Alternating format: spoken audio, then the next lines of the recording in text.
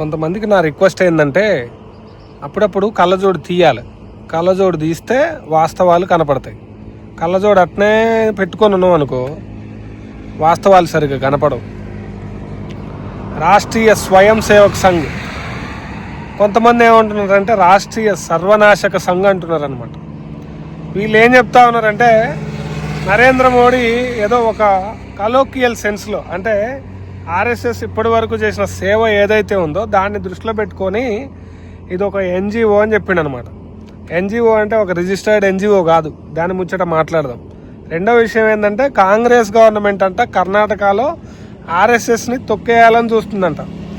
అదే రోజు 19వ తారీఖు భీమ్ ఆర్మీ వాళ్ళది, ఇండియన్ బ్లాక్ పాంథర్స్ వాళ్ళది ర్యాలీ ఉందన్నమాట.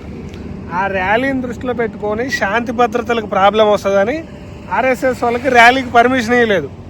దీని అర్థం కాంగ్రెస్ గవర్నమెంట్ ఆర్ఎస్ఎస్కి వ్యతిరేకమో లేకపోతే ఆర్ఎస్ఎస్ని బ్యాన్ చేయాలనో చూడడం కాదు. కాంగ్రెస్కి పొలిటికల్ యాంగిల్ ఉండొచ్చు, అది వేరే సబ్జెక్టు. కానీ ఒక మున్సిపల్ ఆఫీస్ కానీ లేకపోతే ఒక తహసీల్ ఆఫీస్ కానీ ఒక ప్రభుత్వ కార్యాలయం కానీ ఏదైనా ఒక ఆర్గనైజేషన్కి ఒక ర్యాలీ చేసుకోవడానికి పర్మిషన్ ఇవ్వాలంటే ఏం చూస్తారు? వాళ్ళకి రిజిస్ట్రేషన్ ఉందా లేదా ఇవన్నీ చూస్తారు కదా. అసలు ఏం జరిగింది? చిట్టాపూర్ అనేది కలబుర్గి జిల్లాలో ప్రియాంక ఖర్గే నియోజకవర్గంలో ఉంది. ఆ రాష్ట్రం ప్రభుత్వంలో ఆయన మంత్రి. ఆయన ఏం చేసిండు, 19వ తారీఖు ర్యాలీ ఉంది కాబట్టి పర్మిషన్ ఇవ్వడం కుదరదని చెప్పేసి ఆర్ఎస్ఎస్ ప్రభుత్వ కార్యాలయాల్లో ఈ ఆర్ఎస్ఎస్ యాక్టివిటీస్ అన్నీ కూడా బ్యాన్ చేయాలని చెప్పి రాష్ట్ర ప్రభుత్వానికి ఒక లేఖ రాసిండు. ఆ లేఖ రాయడం వల్లనే కాంగ్రెస్ పార్టీ అనేది ఆర్ఎస్ఎస్కి ఎగనెస్ట్గా పనిచేస్తూ ఉంది, ఇది చేస్తూ ఉందని ఒక దుష్ప్రచారం అనేది జరుగుతూ ఉందన్నమాట. అక్కడ కాంగ్రెస్ పార్టీ అధికారంలో ఉండొచ్చు, లేకపోతే బీజేపీ అధికారంలో ఉండొచ్చు, బీఆర్ఎస్ అధికారంలో ఉండొచ్చు. ఎవడు అధికారంలో ఉన్నా సరే ఆ ప్రభుత్వంలో ప్రభుత్వాధికారులు ఈ అప్లికేషన్ పెట్టుకున్న సంస్థ ఏదైతే ఉందో ఆ సంస్థకి ప్రాపర్ రిజిస్ట్రేషన్ ఉందా లేదా అన్నది చూస్తారనమాట. కాంగ్రెస్ ఏం చేసింది, ఆ మినిస్టరు ప్రియాంక ఖర్గే ఏమన్నాడు, ఆర్ఎస్ఎస్ రిజిస్ట్రేషన్కి సంబంధించిన పత్రాలు ఏమైనా ఉంటే బయట పెట్టండి, దాని ఫండింగ్ ఏదైనా ఉంటే బయట పెట్టండి అని అన్నాడు అనమాట. దాంట్లో తప్పేముంది?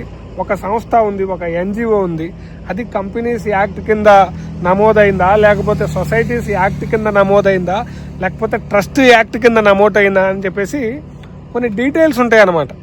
ఆ డీటెయిల్స్ ఫర్నిష్ చేయమంటే ఎందుకు అంత భయపడుతున్నారు?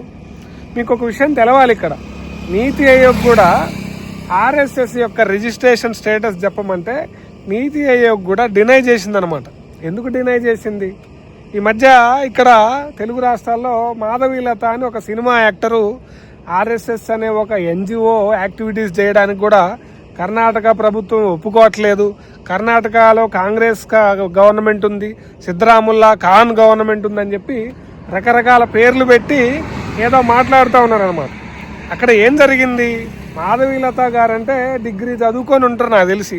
నరేంద్ర మోడీ ఏం చదువుకుర్రో ఆయనకే తెలియదు. ఆయన సర్టిఫికేట్లు ఇవ్వమన్నా కానీ ఎవడు ఇయ్యడనమాట. ఆర్ఎస్ఎస్ సర్టిఫికేట్ లాగానే ఆయన సర్టిఫికేట్లు కూడా అంతే అనమాట. వాళ్ళు ఎక్కడ చదువుకున్నది, ఆ సంస్థ ఎప్పుడు పెట్టింది అనేది అంతా చాలా గుప్తంగా ఉంటుంది అనమాట. లేని విషయాలు ఎప్పుడు గుప్తంగానే ఉంటాయి.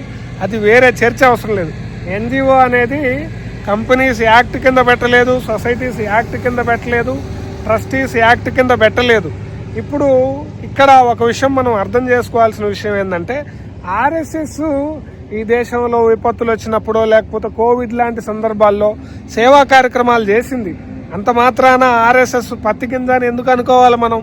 ఆర్ఎస్ఎస్ యొక్క నేపథ్యం ఏంది, వాళ్ళు స్వతంత్రోద్యమంలో ఎలాంటి పనులు చేసిరు, ఆడవాళ్ళ మీద వాళ్ళకున్న ఆలోచనలు ఏంది, ఈ దేశ రాజ్యాంగం మీద వాళ్ళకున్న ఆలోచనలు ఏంది, జాతీయ జెండా మీద వాళ్ళకున్న గౌరవం ఏంది, ఇవన్నీ అందరికి తెలుసు. మీకు ఆల్రెడీ ఒకసారి చెప్పిన bunch of thoughts bunch of thugs అనే బుక్ చదవండి, అందులో చాలా డీటెయిల్స్ ఉంటాయి అని చెప్పిన.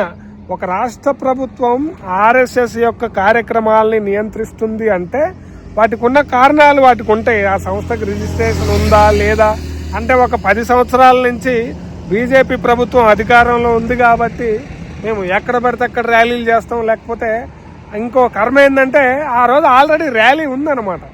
భీమ్ ఆర్మీ వాళ్ళది, తర్వాత ఇండియన్ బ్లాక్ పాంథర్స్ ర్యాలీ ఉంది.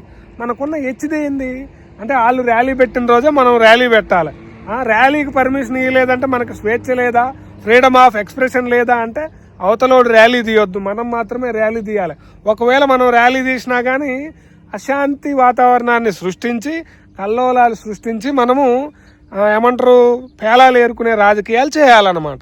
ఇక్కడ ఇంకొక విషయం ఏంటంటే, కర్ణాటక హైకోర్టు ఏం చెప్పింది, పర్మిషన్ ఆ రోజు ఇవ్వలేదు, ఆ రోజు వేరే ర్యాలీ ఉంది. ఈ పంచాయతీ ఆఫీసర్స్ కావచ్చు, మున్సిపల్ ఆఫీసర్స్ కావచ్చు, తహసీల్ ఆఫీసర్స్ కావచ్చు, వాళ్ళకున్న ప్రొసీజర్స్ ప్రకారము పర్మిషన్కి సంబంధించిన పత్రాలు చూపించమని అడిగారు. అయిపోయింది, పర్మిషన్ పత్రాలు లేవు. అయితే పర్మిషన్ డినై చేయలేదు, అక్కడ ఆల్రెడీ ఒక ర్యాలీ ఉంది కాబట్టి మీరు హోల్డ్లో ఉండండి, మళ్ళీ ఫ్రెష్ రిఫరెండము లేకపోతే ఒక ఫ్రెష్ అప్లికేషన్ ఒకటి తీసుకొని రీజనబుల్గా రండి అని చెప్పింది. అంతేగాని పర్మిషన్ డిలే, గవర్నమెంట్ డిలే చేయలేదు, లేకపోతే కోర్టు కూడా డినై చేయలేదు అనమాట. అంటే వీళ్ళది అత్యుత్సాహం అనమాట, జనాన్ని రెచ్చగొట్టడం అనమాట. ఫైనల్గా నా రిక్వెస్ట్ ఏంటంటే, మాధవీలత అనే ఆమె ఒక మహిళగా ఏమంటారు ఐ లవ్ ఆర్ఎస్ఎస్ అని పెట్టి సోషల్ మీడియాలో బ్లాస్ట్ చేయండి, సోషల్ మీడియా బద్దలైపోవాలని మాట్లాడుతుంది అనమాట. అయితే ఈ మాధవీలత గారు అర్థం చేసుకోవాల్సిన ఒక్క విషయం ఏంటంటే, అమ్మ ఆర్ఎస్ఎస్లో మహిళలకు ఎందుకు ప్రవేశం లేదో సమాధానం చెప్పమని కోరుకుంటూ నమస్కారం.